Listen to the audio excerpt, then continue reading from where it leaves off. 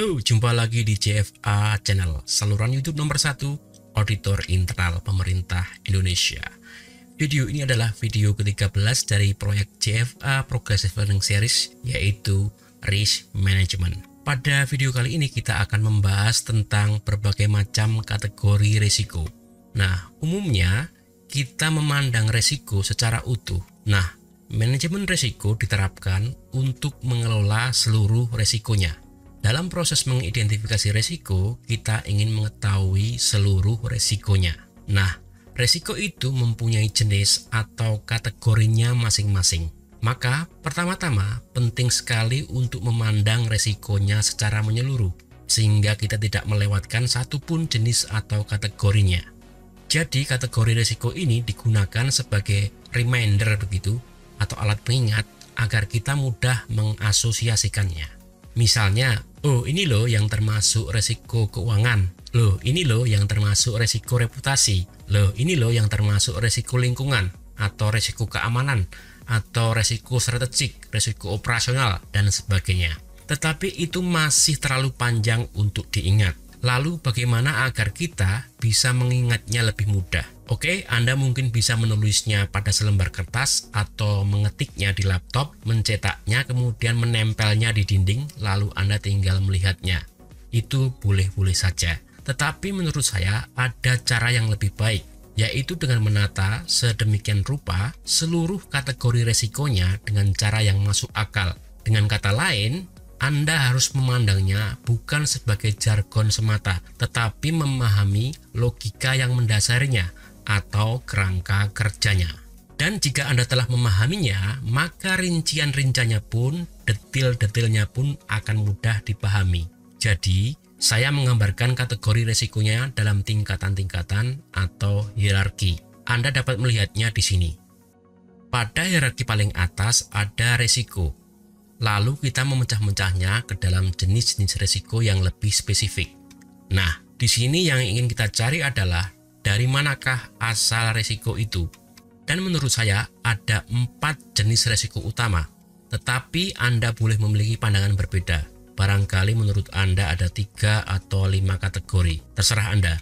Tetapi sekali lagi saya mengingatkan bahwa risiko itu selalu dikaitkan dengan sasarannya. Jika tidak ada sasaran, maka tidak ada resikonya. Maka saya mengelompokkan resikonya menjadi 4 kategori utama berdasarkan sasaran kinerja yang ditetapkan pada masing-masing struktur tata kelolanya. Pertama, ada resiko strategik eselon 1. Nah, sebagian besar organisasi memiliki resiko strategik. Resiko strategik adalah resiko yang berdampak langsung terhadap sasaran-sasaran strategik organisasi. Risiko strategik juga dapat disebut sebagai risiko portfolio. Nah, risiko strategik pertama adalah risiko strategik eselon 1 atau risiko strategik di level pemerintah daerah. Dan pemilik risikonya adalah pejabat eselon 1-nya, yaitu kepala daerahnya. Pada pemerintah provinsi, yaitu gubernurnya. Pada pemerintah kabupaten atau kota, yaitu bupati atau wali kotanya. Risiko-risiko ini berkaitan dengan ketidakpastian yang dapat mengancam atau mendukung pencapaian sasaran-sasaran strategik kepala daerah. Sasaran strategik kepala daerah dituangkan dalam dokumen perencanaan 5 tahunan, yaitu RPJMD. Oke, lalu yang kedua ada risiko strategik eselon 2. Ini adalah risiko turunan dari risiko strategik kepala daerah, dan pemilik risikonya adalah pejabat eselon 2-nya, yaitu kepala-kepala perangkat daerahnya.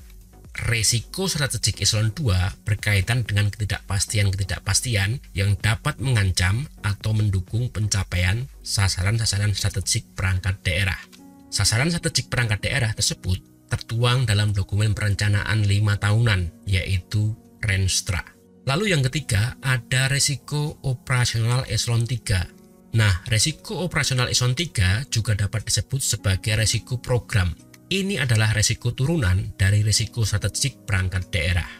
Mengapa? Karena sasaran-sasaran strategik perangkat daerah dijabarkan ke dalam program-program perangkat daerah yang diampu oleh pejabat eselon 3-nya, yaitu masing-masing kepala bidang, kepala bagian, atau kepala seksi. Nah, program-program tersebut memiliki sasaran-sasaran kinerjanya masing-masing. Sasaran-sasaran itulah yang terancam oleh resikonya, sehingga harus dikelola oleh pemilik resikonya, yaitu pejabat eselon 3-nya. Nah, sasaran-sasaran level program biasanya tertuang dalam dokumen perencanaan tahunan, yaitu dokumen rencana kerja dan anggaran atau RKA. Karena dicapai dalam kurun waktu satu periode anggaran, maka sasaran ini disebut sasaran operasional. Lalu kategori besar yang keempat adalah resiko operasional eselon 4. Resiko operasional eselon 4 dapat disebut juga dengan resiko proyek atau resiko level kegiatan atau sub kegiatan.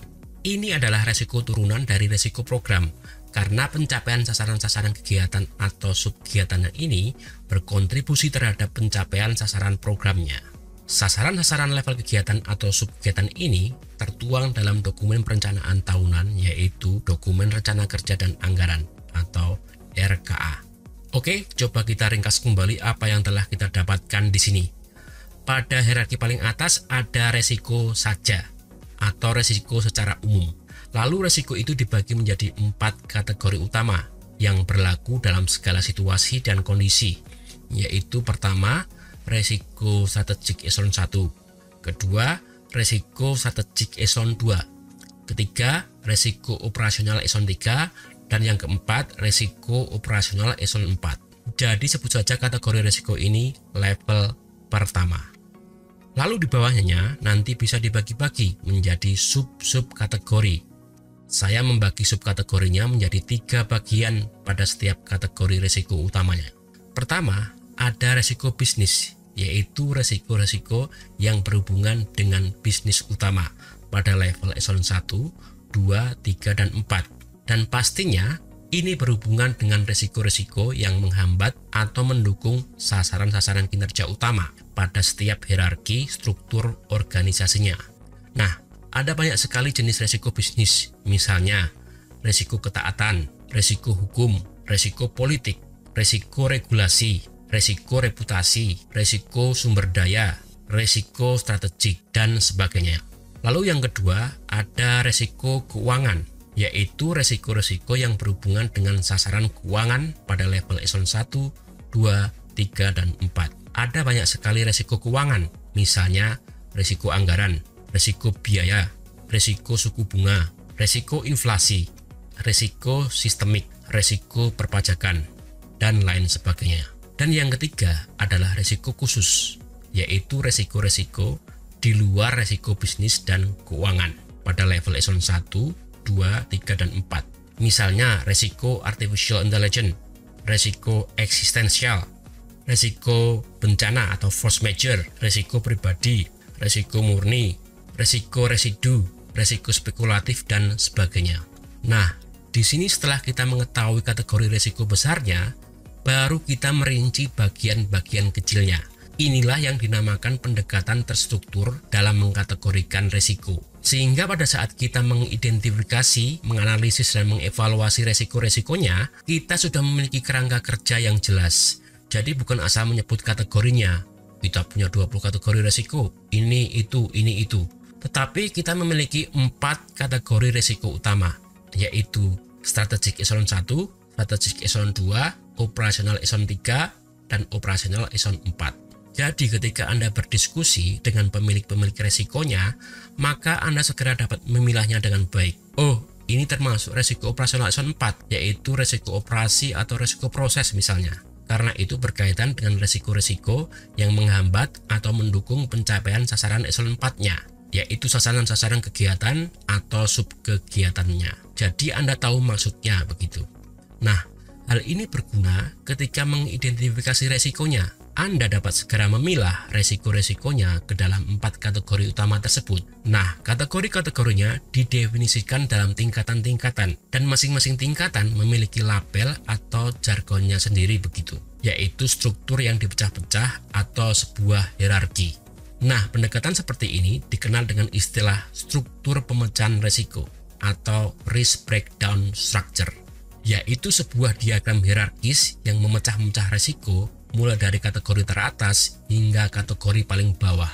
Jadi yang kita lakukan saat mengidentifikasi resiko adalah memakai 2 level hierarki ini sebagai patokan begitu. Lalu kita bisa mencatat resiko-resikonya dalam bentuk checklist. Setelah itu, kita bisa melihat resiko-resikonya yang telah terkumpul dan mengelompokkannya ke dalam kategorinya masing-masing.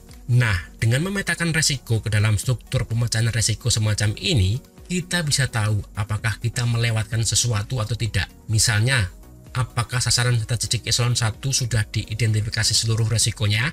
Oh, ternyata masih ada beberapa sasaran data cicik yang belum diidentifikasi resikonya. Nah, dengan begitu, kita tidak melewatkan satu sasaran pun untuk diidentifikasi resikonya.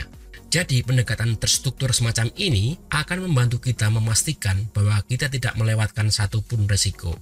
Oke, cukup sampai di sini dulu video kita kali ini. Sampai jumpa di video berikutnya. Jangan lupa klik like, subscribe, dan bunyikan loncengnya. Jayalah terus auditor internal pemerintah Indonesia. Salam Prokom.